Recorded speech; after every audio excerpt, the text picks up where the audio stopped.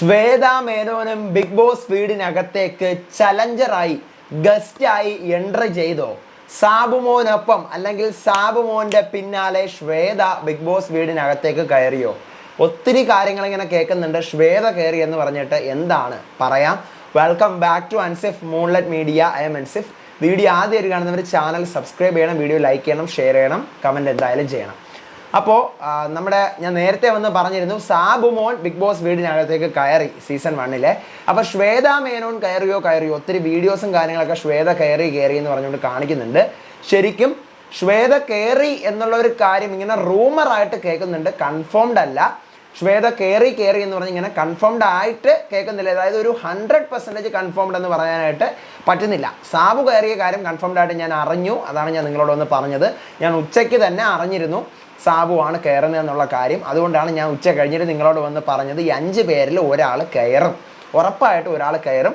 ബാക്കി 4 പേരുടെ കാര്യം അവിടെ മാറ്റി വെച്ചിരിക്കൂ, അത് ആവശ്യം വരുമെന്ന് പറഞ്ഞു. ഇപ്പോൾ ഞാൻ ശ്വേത മേനോൻ്റെ കാര്യം പറയുന്നത് ഒരു 80% അത്ര ഞാൻ പറയുന്നുള്ളൂ. കാരണം ഇങ്ങനെ ഒരു റൂമർ കേൾക്കുന്നുണ്ട്. വിശ്വസിക്കാൻ പറ്റുന്നുണ്ടോ എന്ന് വെച്ച് കഴിഞ്ഞാൽ വിശ്വസിക്കാൻ പറ്റുന്ന ഒരു അപ്ഡേറ്റ് ആണ്.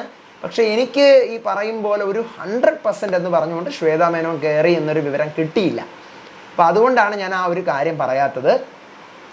ഒന്നുകിൽ സാബുമോൻ കയറിയതിൻ്റെ പിന്നാലെ ആയിരിക്കും ശ്വേത മേനോൻ വരുന്നത്, ഇല്ലെങ്കിൽ 2 പേരോട് ഒരുമിച്ചായിരിക്കും കയറുന്നത്.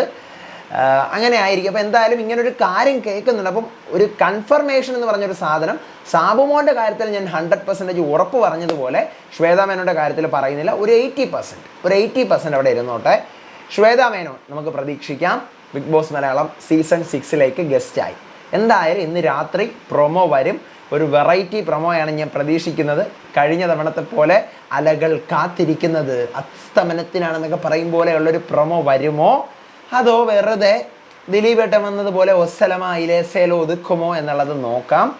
Anyway waiting.